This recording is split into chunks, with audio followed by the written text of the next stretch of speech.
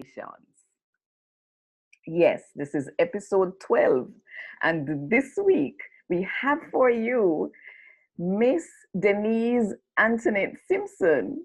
She is a counseling psychologist and she is also a poet. In fact, one of her poems was published in the second issue of the KW magazine. So you may be asking, what is the KW magazine? You may be here for the very first time. This is your first of our 12 issues. Well, the KW stands for Come, Make We Worship. And it's KW magazine, Crucial Connections in Faith and Culture. And what we do is to facilitate conversations about worship and cultural identity. And we do that among ourselves as people of African descent, both on the African continent and in her diasporas all over the globe. Yes, that is what the magazine is about. So our Crucial Conversations is actually where we have live conversations right here on Facebook, and later on we upload them to YouTube so you can share those with your friends as well. And we have conversations with the people who wrote in the magazine or were interviewed for the magazine or advertised in the magazine, so that we can take the conversation off the written page and into your real life experience, right? So this is what we're doing here. So I'm going to ask you now, if you are with us here on Facebook, to just say where you are watching from. Whether you're watching here from right here in Kingston, Jamaica, or some other part of Jamaica, you're in the US, you're in Canada, you're in another part of the Caribbean, wherever you are, you're in Africa. I know somebody wrote to me and said, what is 1 o'clock in Zambian time? So you may even have some people from Zambia watching with us right now. So just let us know where you're watching from so that we can welcome you. In the room, we don't just have our special guest, but we also have Jodianne, who is helping us to interface with you. So if you have a question, if you have a comment, and you just put it right there inside of Facebook, Jody is going to paste it right here inside our chat on Zoom so that we will know what you are saying, what you are thinking if you've written it there, and we will be able to really have a crucial conversation. So yes, I hope that by now you have shared this video. And you know what? Even if you're not catching it live, which is really what we would prefer, if you're not catching it live, that's okay, because we can catch it on the replay and still have a conversation. As a matter of fact, on Sunday evenings, usually we have a watch party. So you can just tell your friends all about these crucial conversations. So you may want to have a look at all the previous issues of the KW magazine. We have 4 issues out already. And there is, Jody is going to put up in the comments on Facebook the website where you can go on isu.com to just read all the issues of the KW magazine, or the previous issues. And if you want to support this work, this project, and also want to have copies of the magazine for yourself, the PDF version is available for your download online. And Jody is also going to share that link inside the comments.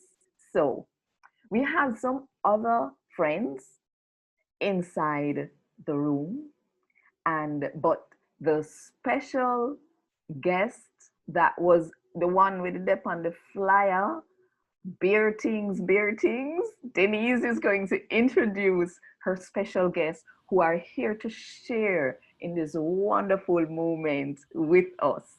All right, so let me take the spotlight off myself so that you can see the lovely Denise Antoinette Simpson.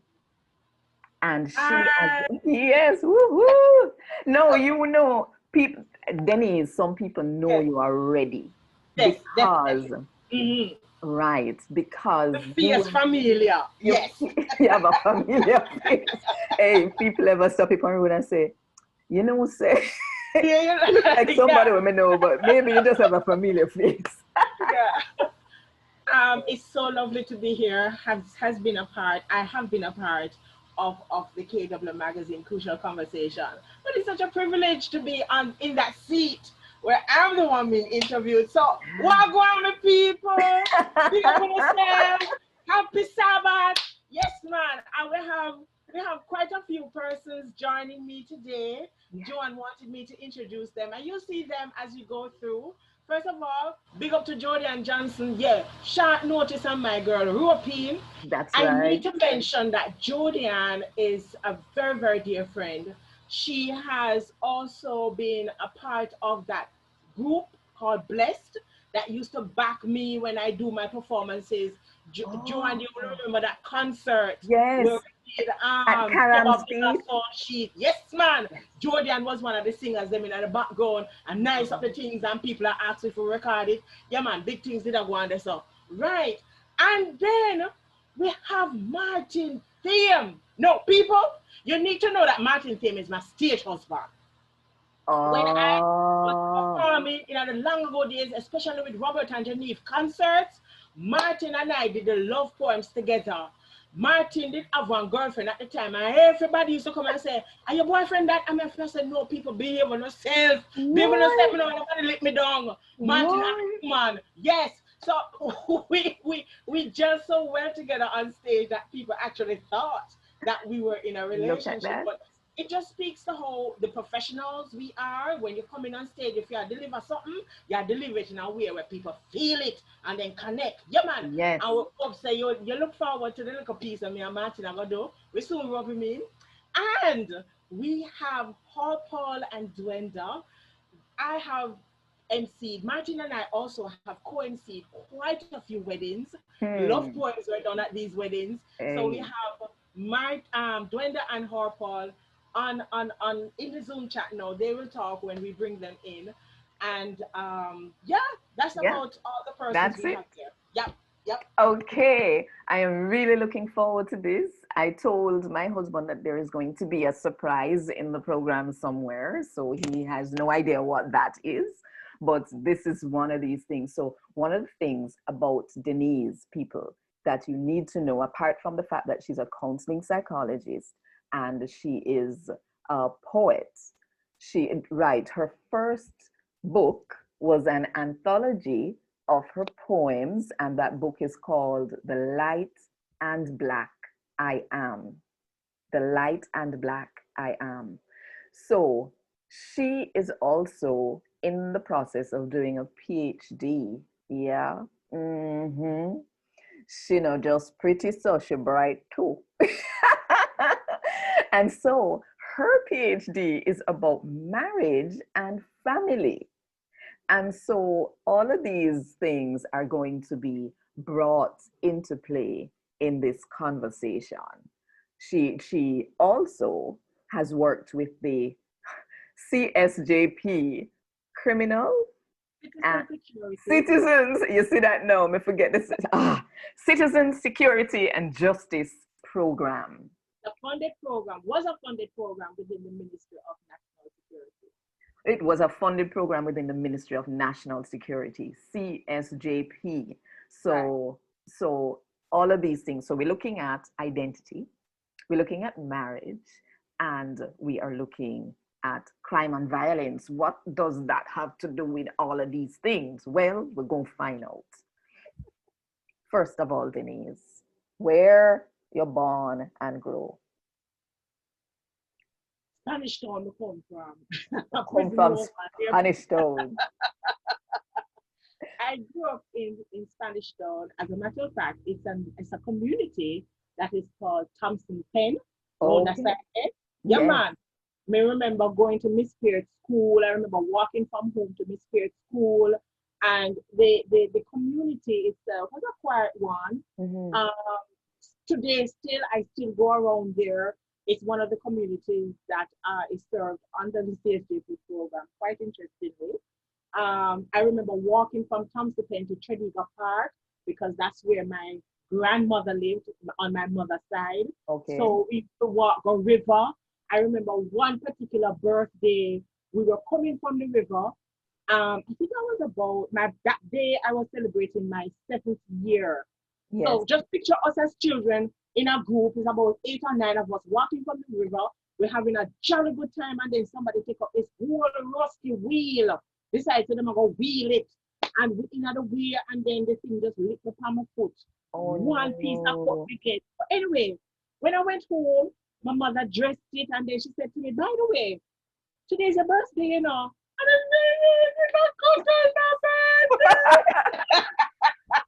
It can happen. And she said to me, "What you want? What you want?" And we love egg. Said, "Give me one egg sandwich." And that's what I got as my birthday gift. But living in that era, it's good memories. Yeah. Pleasant memories. That was a community. And I remember, when they had time they have taxi around, but so I would have walked with that one. You Yes. can go to Spanish Town Hospital. Then time Yes. the prison oval when you have a lot of festival and all of those things. It was the place to be. Yes. Yes, my people now know me age. Yeah. Yes, well, is you revealing it? Not a Boy, problem. I'm proud of where yes, I come from. yes, People, I'm still nice on there. yes. When I do visit there now, actually, the Park High School, doing workshops with Hmm. the and counseling sessions with students at particular schools within Spanish Town and within St. Catherine. So Yes. that's much my hometown. Yeah. Wow. Okay, now I am realizing that I have not yet shared this to my own Facebook page. Can you imagine? Spanish Town. Yeah. So we've got to do that. But while I am doing that, can you tell us what age were you when you started writing poetry? Because poetry has become such a huge part of your life and who you are. How old were you when you started this poetry thing? I was okay. I can tell you the year. 1999 was the year that I wrote, which was how long ago now? Okay, so 21 years? 21 years. 21 years. 1999, yeah, was my first poem. Yeah, that was it. That was it.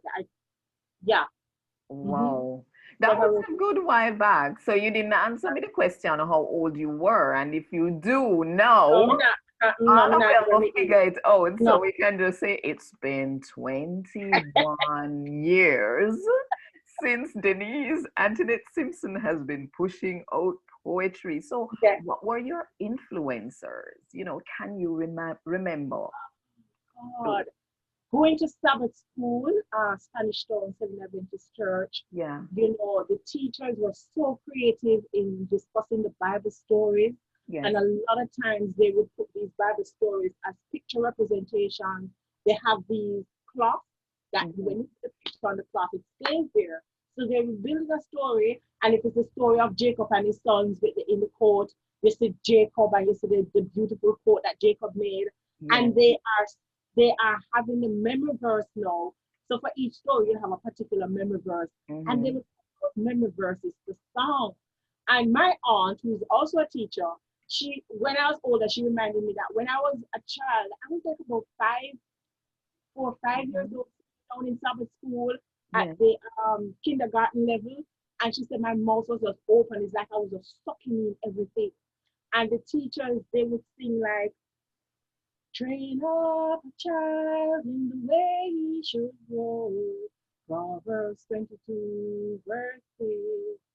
So I Okay. grew up loving that creative expression. Yes. Eventually, I was a part of a drama group, Hmm. and we do a lot of plays together, going from church to church, just doing real life plays, you know, Yes. different situations, real family dynamics with sibling rivalry, Mm-hmm. divorce, breakup, heartbreak, all that kind of thing. But everything is couched in how we allow God's light to shine in us. And so it's that creative energy finally found itself being expressed in poetic form. Because I was a Yeah. student who loved English literature and Yeah. poetry, through poems. I enjoyed it. I never attempted to write when I was in high school. It was way after high school. And Mm. maybe we should talk about that first poem. That poem was penned, as I said, in February 1999. And Ken Cotton Gathered Church, which is the church that I'm a member of now, that time they were having a nice banquet at a hotel. Mm. And someone called and said to me, Denise, can I say something? And I said, I never say no. And that when the idea hit, do a poem. And that's how the poem got created. It's called Light and Night, Black and White.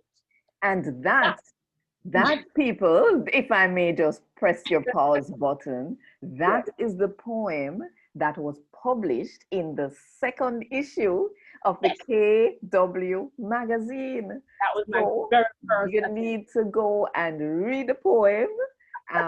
As I said, Jody earlier put up the link for the free version Yes, inside the comments, or yes. you can even download the PDF so that you can have it forever and ever and ever and ever.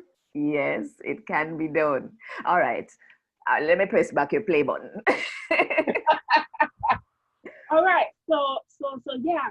And that poem now was inspired by an event. I Mhm, was working as an assistant to Mr. Clement Branch for the Department of Sociology, Psychology, and Social Work. mhm, They planned a conference, and in helping in the admin part and setting up the conference, sitting in the conference, we were talking about Caribbean people, Caribbean identity, and how it is that what resources do we have as Caribbean people to say, yes, this is research done with mhm. our population. So we are looking at all the nuances as to our legacy, as to our experiences. Mhm. And it was a hot debate because persons were saying that we are Wow. drawing from North American research and North American um, theories and all of those things, Mhm. to the point where they said that yes, we do need our own.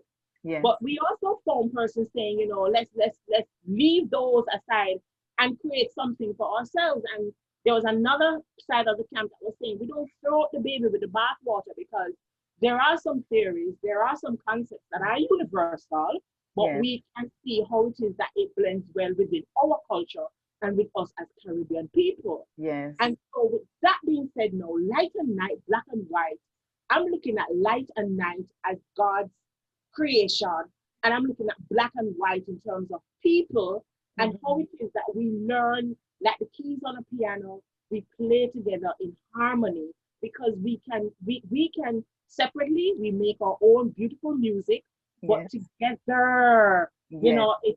it's so rich. And Yes. so that was the inspiration for that poem. And I Okay. drew on a lot of scriptures Okay. to So represent scripture is that. one of your Yeah. go-to spaces for inspiration for sure. I've seen it.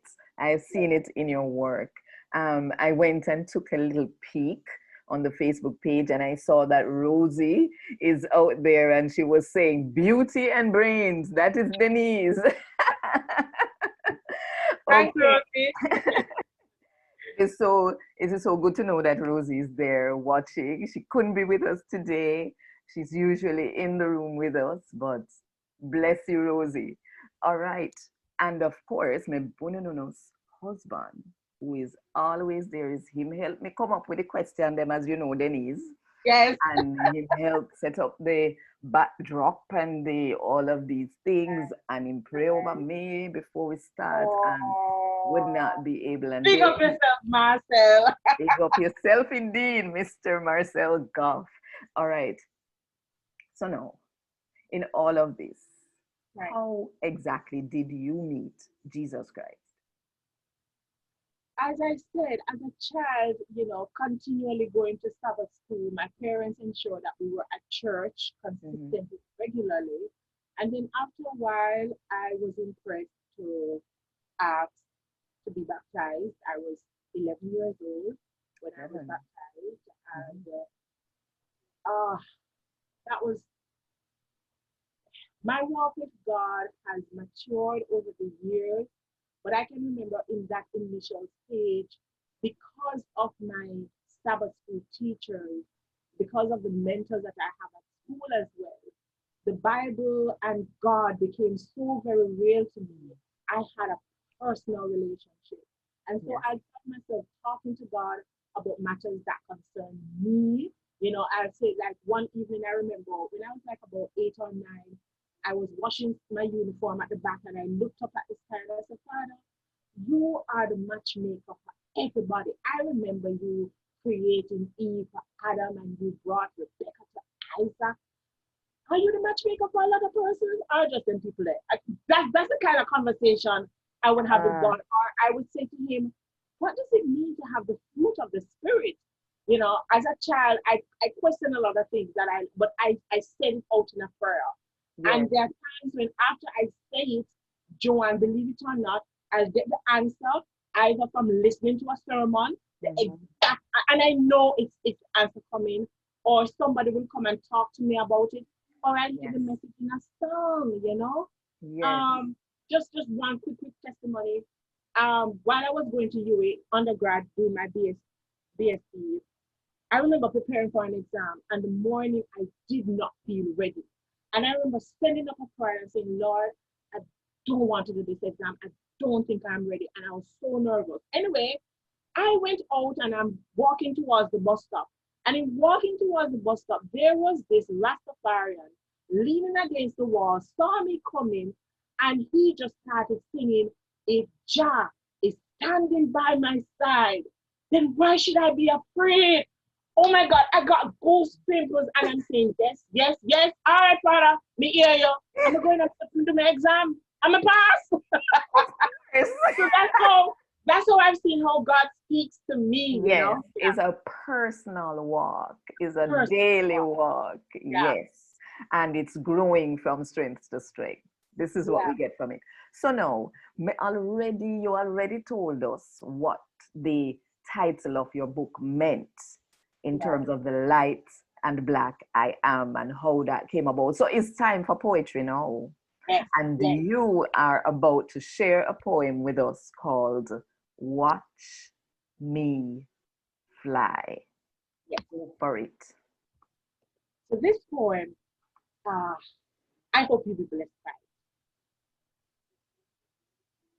What is it about me that enveloped all insecurity, questioning my capabilities to rise above all impossibilities?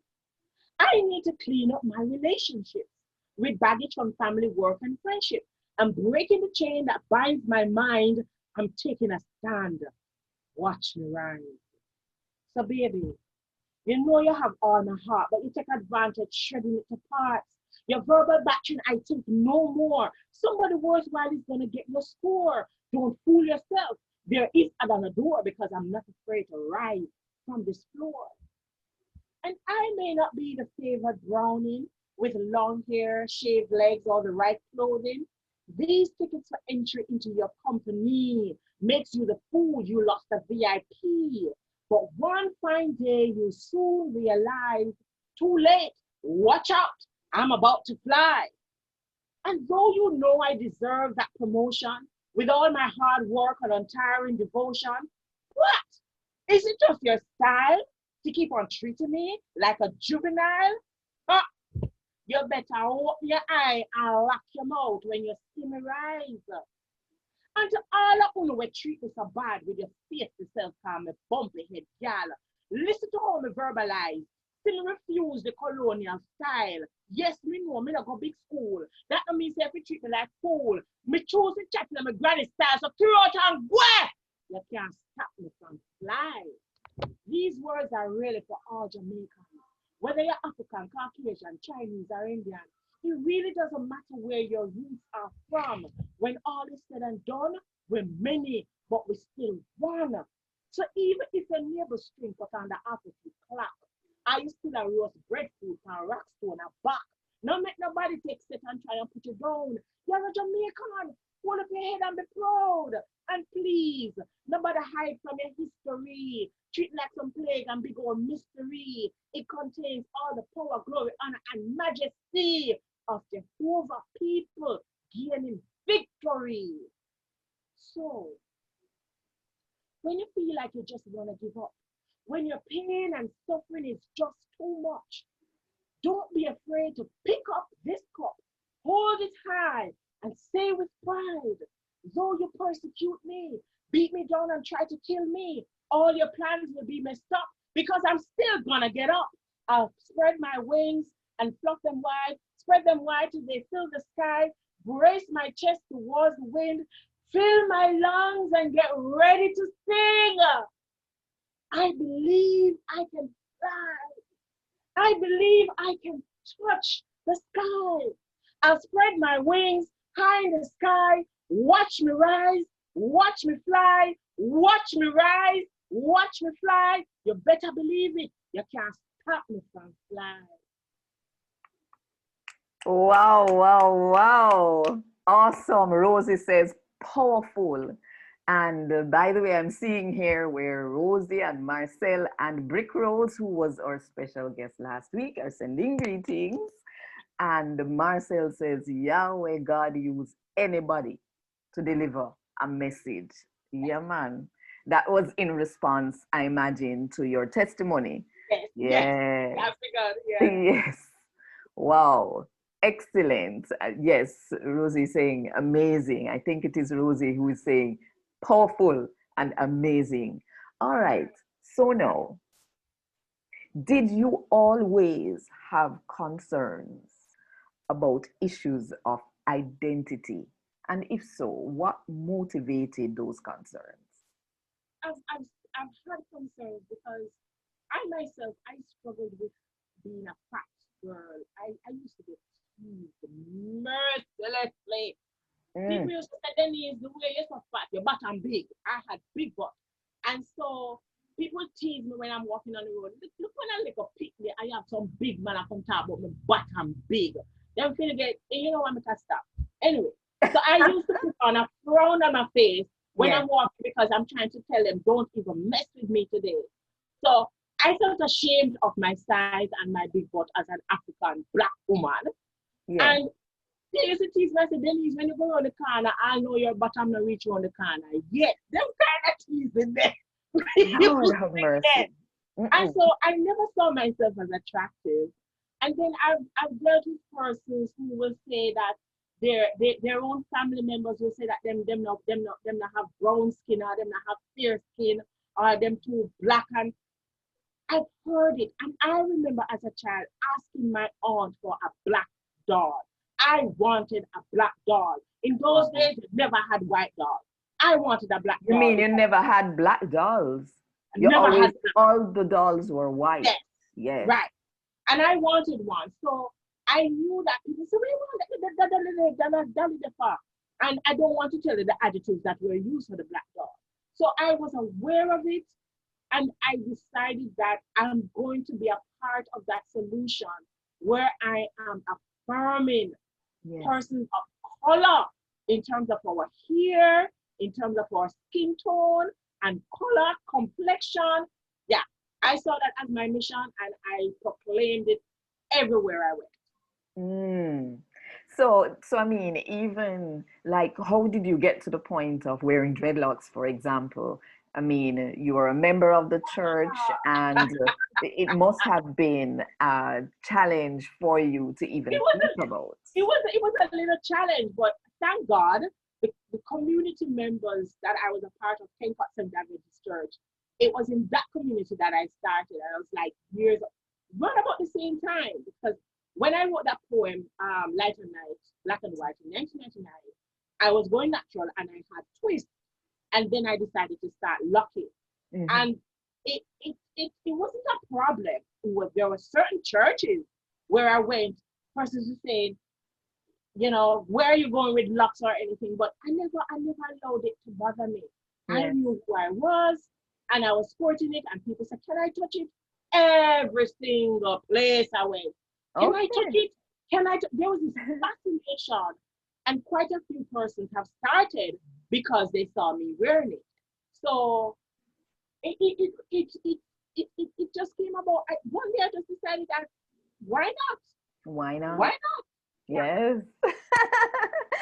Yes, Marcia on Facebook is saying, "Wow, this is an amazing lady." And Carlene is saying that was a beautiful poem. Um, and Marcel says she is very humble. No, let's go over to your PhD studies. sure.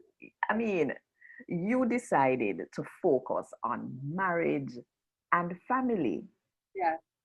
but you are a single woman.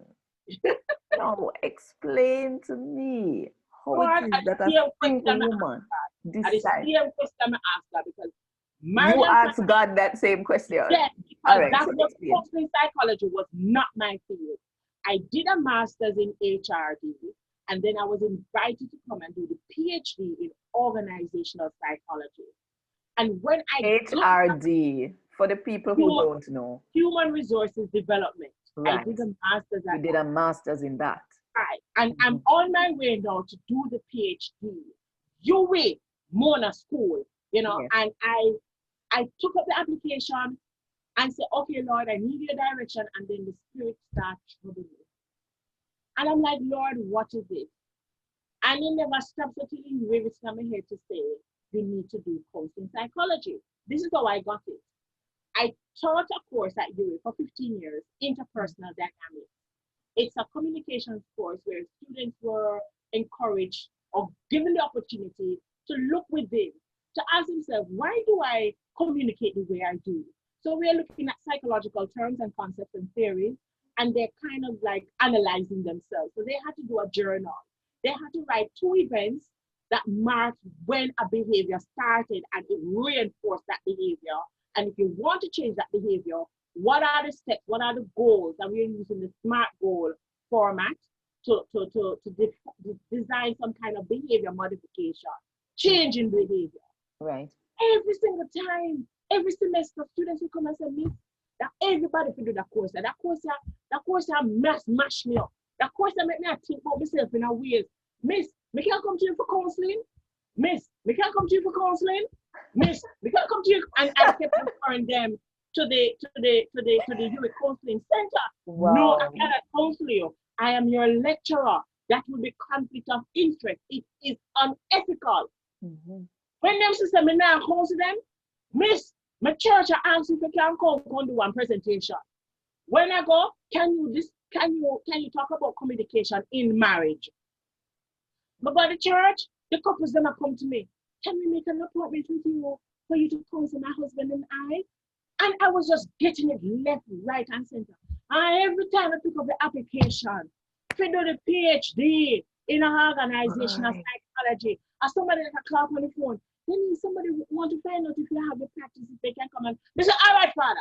All right, all right, You all get right, it. I get it." And Stop then running. I said to him, "Well, people are gonna call me. I mean, still single. I'm at the marriage and family."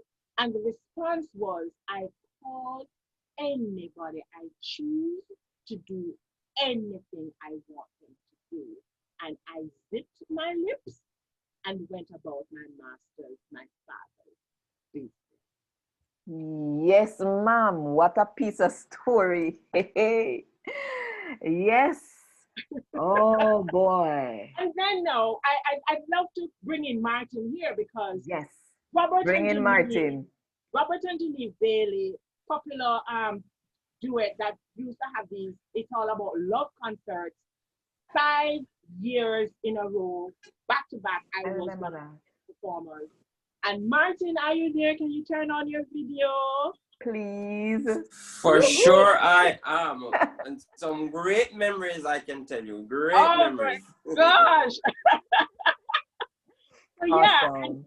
and then Martin, I'm hoping Martin to come. So we'll do a segment. It's like a 50-minute segment, Martin, where we do like about 3 or 4 poems together.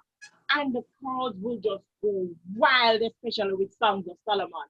So we want to do that for the audience today. And Joanne is going to help us. People, I am no Denise Antoinette Simpson, but I will do my best. So here it is. Francine Blackwood is the young lady who helped me to put Song of Solomon chapter 5 and 7. So we see King Solomon as a man who, the ladies them, they love him because he does some lyrics. Yeah. So we decided to say, what would Solomon sound like as a Jamaican man? Or what would the queen that he loved would sound like? So I am going to do the female version. Joanne is going to read the English as seen in Songs of Solomon chapter 5 verses 10 to 16. And line by line, we're going to go through, you know, what the woman had to say to her lover. Songs of Solomon chapter 5. Go ahead, Joanne. Okay, Songs of Solomon chapter 5, beginning at verse 10. My beloved is dark and ruddy, chief among 10,000. Oh, Solomon black and strong, and him at the dawn. His head is like the finest gold. His locks are wavy and black as raven. Him head like brass, and him hair thick and black like tar. His eyes are like doves by the rivers of water, washed with milk and fitly set. Yeah, them bright like a stadium board on a dark night. I see them so then light up my life. His cheeks are like a bed of spices, like banks of scented herbs. His lips are lilies dripping liquid myrrh. Jawbone set like rock from riverbed, and him lip them full and red like cherry, you see. His hands are rods of gold set with beryl. His body is carved ivory inlaid with sapphires.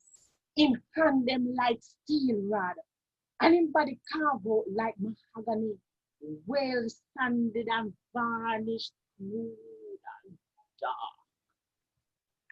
His legs are pillars of marble set on bases of fine gold. His countenance is like Lebanon, excellent as the cedars. Legs them turn up like 2 gate posts set 6 foot in at the ground, and him face like sunset and western liberal, radiant yet calming. His mouth is most sweet. Yes, he is altogether lovely. This is my beloved. This is my friend. Mr. Sweetmo, this #1 lyrical Dan. Oh, him cool.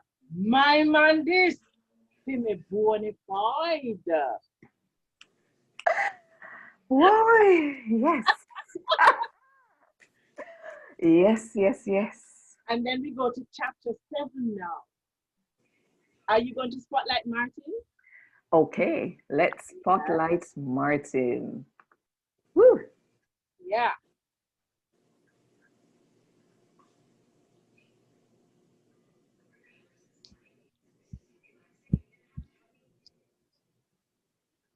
Yeah, go ahead, Joanne. Oh, it's me for start. Yes. Lala. No, but you see, me the thing same was going to the two, the English and the other one because I can't talk to the. Roll it, man. Roll it. Come on. How beautiful! How beautiful are your feet in sandals, O prince's daughter. The foot don't look good in her slippers, you know, princess. The curves of your thighs are like jewels, the work of the hands of a skillful workman. The leg like something only a fine jeweler could have carved out. Pure gold, may I tell you. Your navel is a rounded goblet which lacks no blended beverage. Your waist is a heap of wheat set about with lilies.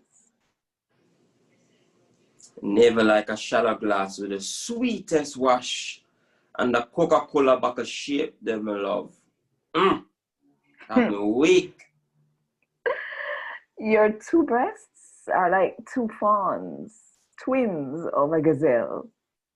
Your titty them firm and sweet like two ripe, juicy Julie mango. Your neck is like an ivory tower.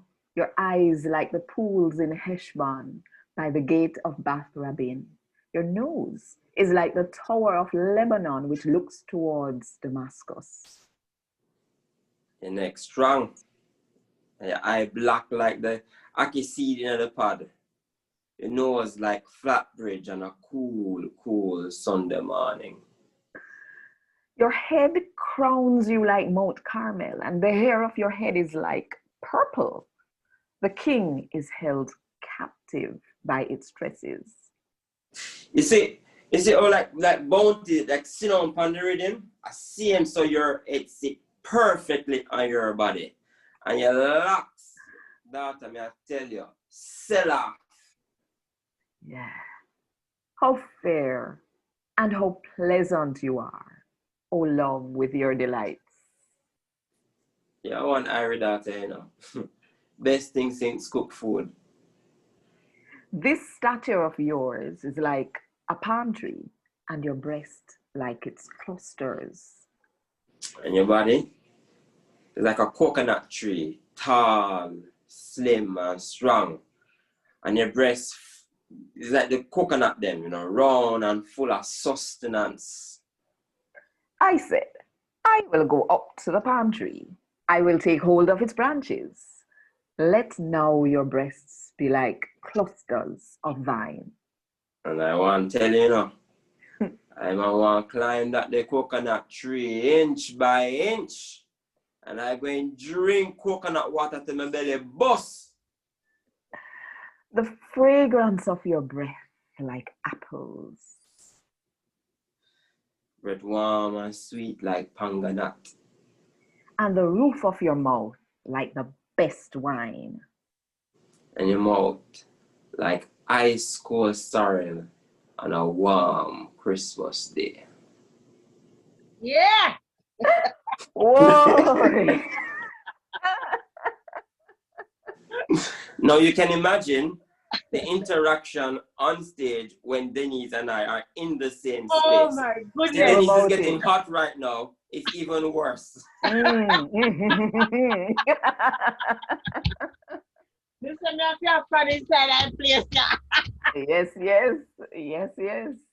I can well imagine people inside the room. Well, Mr. Errol Bean, the original Mr. Bean, is sending greetings. And I think this may have been before the poem when Rosie said, yes, we have to listen to God or we will be frustrated and miserable our whole life. Yes, Carleen yes. said, this turn up. And that may have been the poem. I don't know. You know, Jody says, everybody loves the poem. And Carleen says, oh my God, OMG, you have me tearing up. You have me tearing up. I think that may have been in response to your testimony about how God led you on this path of dealing with marriage and family. Wow. Go Martin is who said this. Jody is you. Go Martin, you know your thing. You married the single woman them want to know.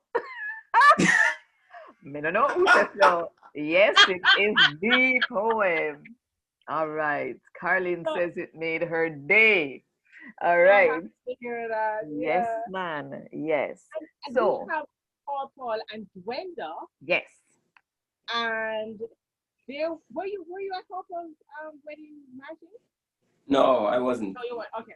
So Harper and Gwenda, I was the MC for their wedding. This was December 26, 2012. And I performed this poem and other poems at their wedding. Harper, Gwenda, welcome. You can unmute your mic. And Jody, can you cue up for Alicia and Rowan what they have to say also? Yeah. Hi. Hi. Hi, guys. Let me try the video thing. And you probably want to Yay. spotlight them now. Yeah. Okay, I don't know No, that no, we no, can no spotlight. spotlight two people at a time. We're at However, different places right now. So Harper can't turn on his video right now. No, it's but he on. has it I found a on. spot. So here's what I'm going to put it on speaker view. While you are speaking, you're the only ones that people will see. I think. Let's try that. Okay. So what? Denise, it's over to them. Right. So we wanted them to share what it was like having these poems read at your wedding. I guess I'll probably go first. There's one that I can't forget. That of course you asked us to kind of act out Yes. while you were speaking. And That one is Alright, Chasing Brown Sugar. That's the poem. Right. Chasing Brown Sugar, yes. So I'm an introvert, and Brenda kind of is an introvert. We're not outspoken persons as Martin and Denise would be, right? We're the shy people, we're the background, So when we well, I can say I kind of like to be around persons, people like Martin and Denise who make me laugh, people who are outspoken, because as a quiet person, you don't just want to have quiet people around you all the time because then everybody is quiet. So at least, I like to be around people like you guys. So for the MC, especially for that poem, when she asked us to act out, it was very, what should I say? We were very nervous, of course.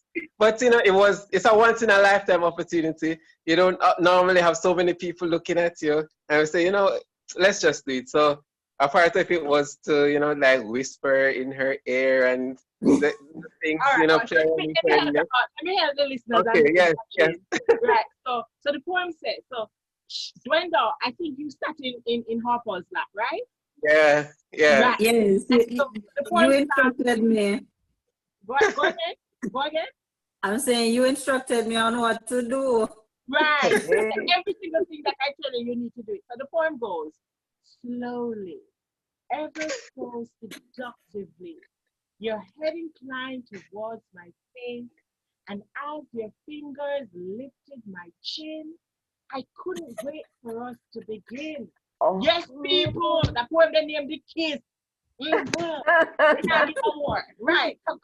I think the entire place went hot. Everybody started laughing and clapping, and it was very erotic. Wow. And for me and doing that, they're not expecting things like that from us. We're the reserved people who you would expect us to be anything like that, especially in public. So that was very fun. That's something I'll never ever forget. It was a good experience for sure. And yeah, man, definitely the highlights, I think, of the whole Wonderful.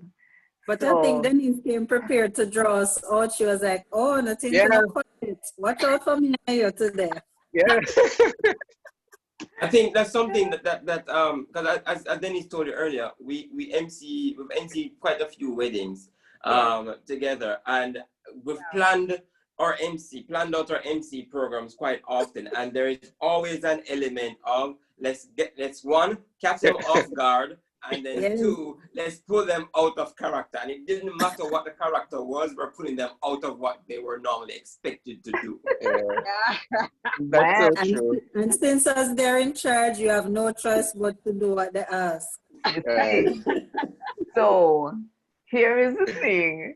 Denise was at our wedding too, and it was like 5 years ago. But we give Denise the Jamaican New Testament and tell her, just read 1 Corinthians 13. That's it.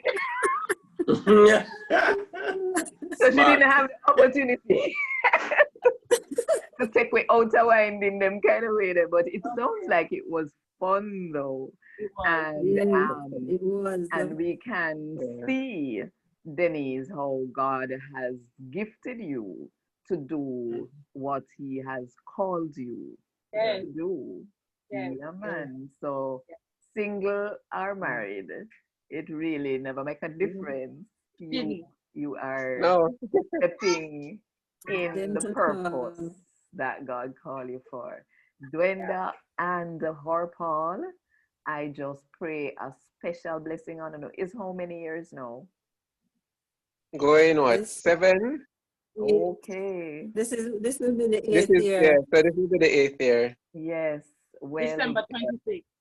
always Right. December too. Boxing Day. Blessing, top of blessing. And wanna go and pray for Denise, right? I will Yes, say no definitely. more. Not saying Thank nothing you. more than that. Yeah, man. Okay. Yes, it was good to have you on Crucial Conversations. It opened the door into more of Denise's life. And this is what it is. We want to get to know her. What we're doing here on Crucial Conversations and in the KW magazine is to have conversations, facilitate conversations about worship and cultural identity. And I mean, worship is something that takes all of life. There is no, the definition of worship that I use is acknowledging all of who God is with all of who we are.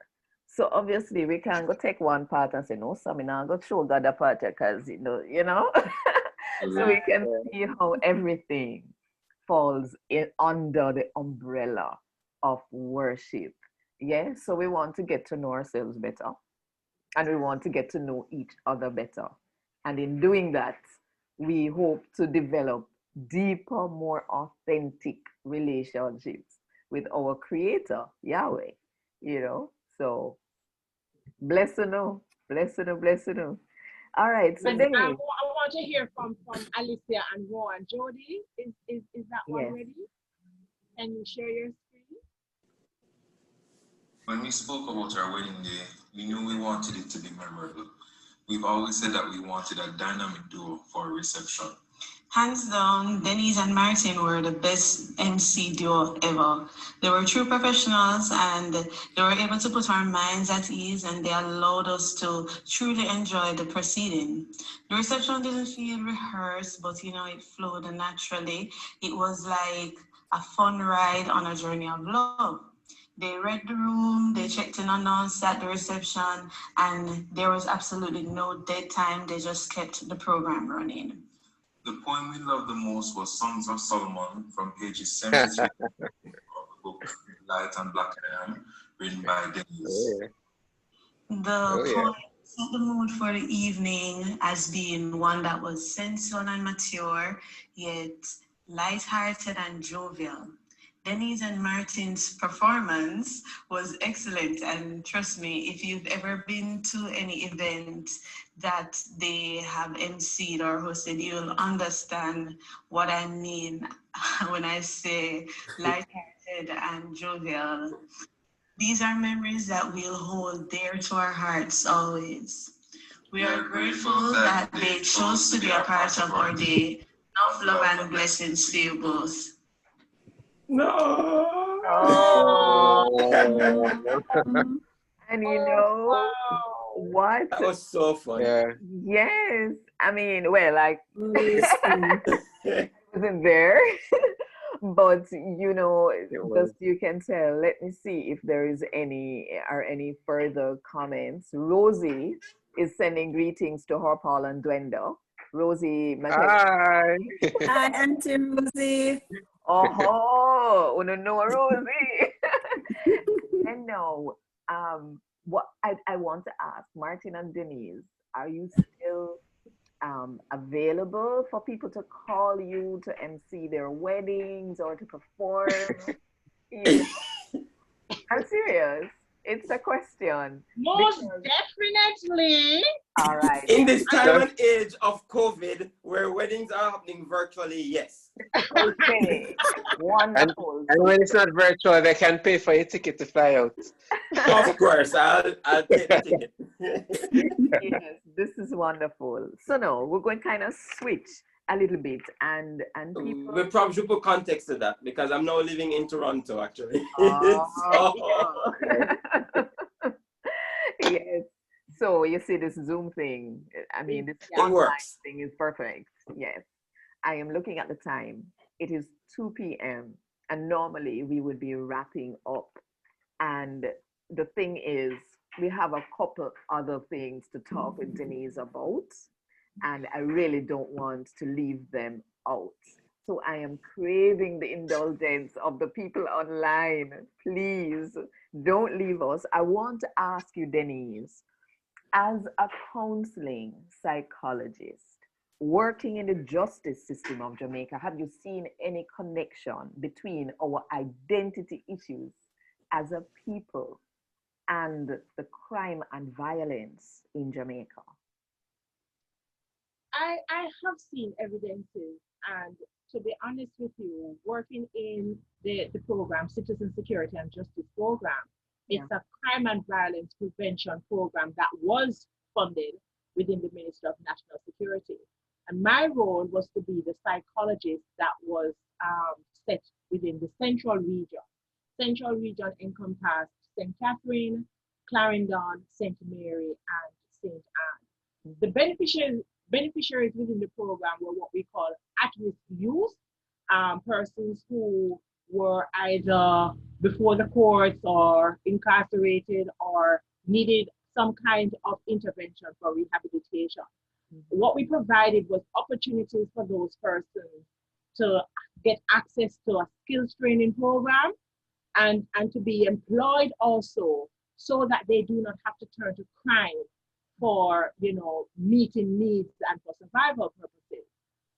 It's interesting to note that the issue of self-esteem and worth came up a lot in the group sessions and the psychoeducational workshops that I've had.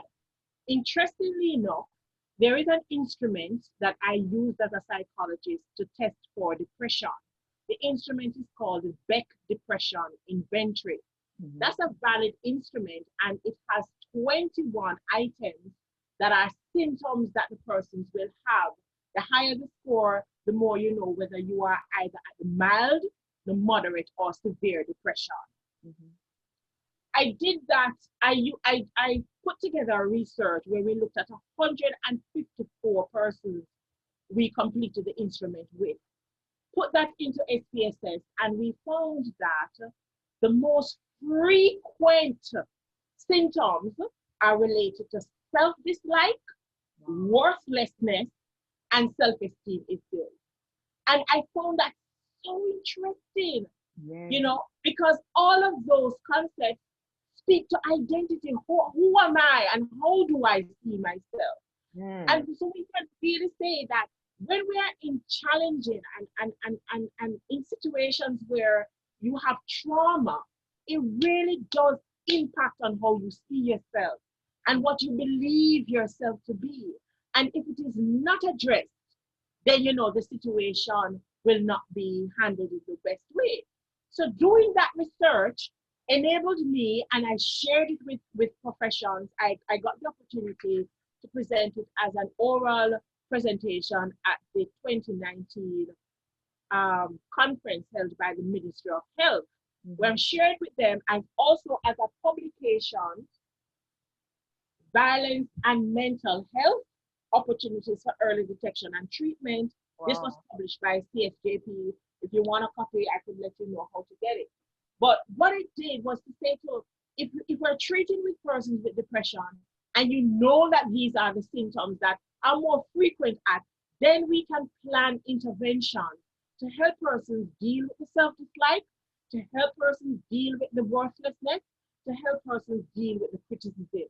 Because those are the ones people are identifying. And when we target those, then we are certainly targeting the issues, the real issues that are being underlying the behaviors that we are seeing. So in other words, your poetry, your work as a poet is contributing to the reduction of crime and violence. Definitely, because in those workshops, you get them into groups or even in a group counseling session, where as we talk about issues that they are grappling with, certainly the identity issues, the self-esteem issues, you also have the family dynamics, the trauma, it's either abuse, whether it is physical abuse, sexual abuse, emotional abuse that they have suffered, how they have come to terms to talk about it is through the poetry, it's through dramatization, it's even through drawing. And in expressing themselves like this and sharing with others, the group sessions and the psycho-ed sessions give other persons opportunity to say, you know what, I don't want to go through this, I don't want things like this, that means I'm mad. And they also now understand that there is a way out of this. And they form bonds to help each other, to affirm each other. I've had some powerful group sessions. Wow. Well, we pray that you will be able to continue and even take it bigger and wider and farther, because there's a lot of healing that is necessary. No, you freely interlace the Jamaican language with the English language. Don't it? Yes. What is your reason for doing this? What make you do that? Why? Because me love the language. Me love the language. Me love the language. Listen to me. Me think Miss Lou, nobody can beat Miss Lou for me. When she took the Jamaican language on the map, I will forever thank God for Miss Lou. People like you, Joanne, you know, when you come with these songs in our heart language, we need it. Because a lot of times people are listening to the English language, and by the time the pastor reached into 3 sentences in English, and the first one they not process yet, because they not break it down yet, because that's not how they think. A lot of people think in the heart language. Yes. I can see I'm what you call fluent in terms of both. Yes. You know? But even sometimes with the standard English, Joanne, and I'm not saying this with any shame or anything, it is true. Thinking and processing takes time. Yes. You read a Bible text in English and you get one thing, but when you meditate it and you chew it and you when you meditate on it, I'm translating for you. No. You speak your. Let me translate for you. Come on. So when you meditate it and you pray it and you look into it, you know. So when you can come to the people them in the language where them already understand, you don't knock out half of the trouble already, because you don't have to go through the barrier of understanding anymore. Right. Okay. I'm sorry. I'm trying to translate for you because there are some non-Jamaicans, but I cannot remember all of what you said. But okay, let me say what you're saying. Okay, right. Go ahead. So when you speak in a language that they can understand, immediately clarity is given, communication took place. Whatever it is that you said, they got it immediately, and they are following you step by step. When you speak in the Jamaican language now to people whose heart language is what they know, you have eliminated that challenge, because they can hear everything you are saying and got it. Whereas if you had spoken the Queen's English or the standard English, they probably would have only gotten the first point rather than the 5 points that you okay. Understood. And that is just so very important. Do you find that there is have you found any opposition to this, particularly in the worship space? Do you find that people are embracing the Jamaican language when you use it in the worship space, or are there oppositions? You have some opposition in the early days. I did come across opposition, but it was done in an antagonistic manner. Okay. It was done because of knowledge and awareness. Yes. You know, and as we continue the dialogue, you find those very persons embracing it. And you know, when it's a soft word, turn it away anger. Yes. A soft answer, turn it away anger, but grievous words. So especially when you're going to persons who have not embraced it, you know, we are courteous, we are polite, we still give them what they want because that's what they understand.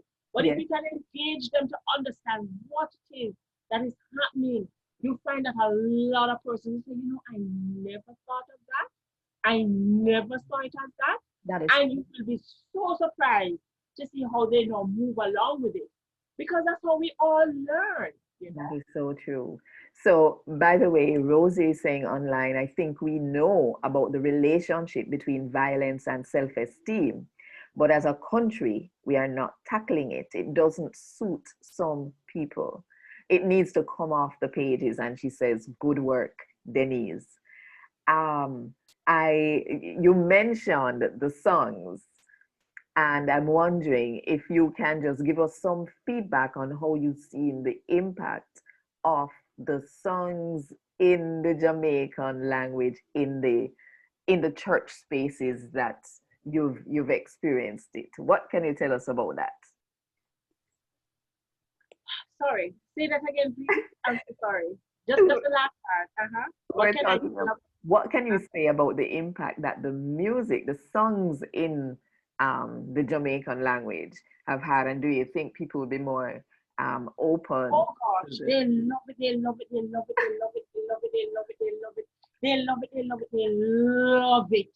You know, and it is such an honor and a privilege to see persons, you know, fire, fire, fire, fire, fallen.